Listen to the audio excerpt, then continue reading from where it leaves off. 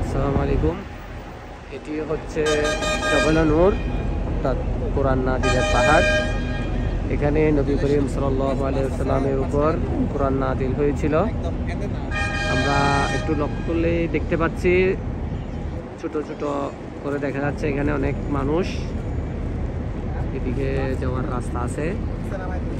এটা প্রায় 4000 ফিট উপরে উঠতে প্রায় সময় লাগে 2 থেকে আড়াই ঘন্টা, নামতেও 1.5 ঘন্টা সময় লাগে।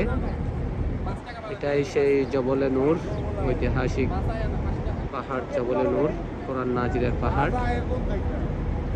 নবী করিম সাল্লাল্লাহু আলাইহি ওয়াসাল্লামের উপর এই পাহাড়েই কোরআন নাজিল হয়েছে।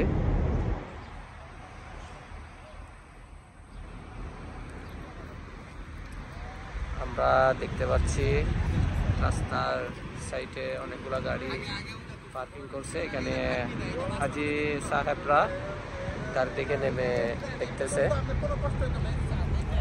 আর যারা পারছে, যেহেতু আবহাওয়া মোটামুটি ভালো, রোদ একটু কম, তো অনেকে এখন উঠছে। যখন রোদ একটু বেশি থাকে তখন আসরের পরে বা সকালে ওঠাই ভালো। ওঠার সময় অবশ্যই হাতে করে পানি নিয়ে উঠতে হবে।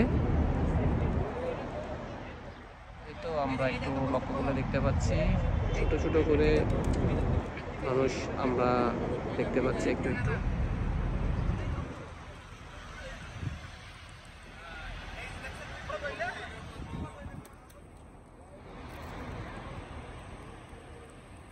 অনেকগুলা কবুতর, মাশাআল্লাহ।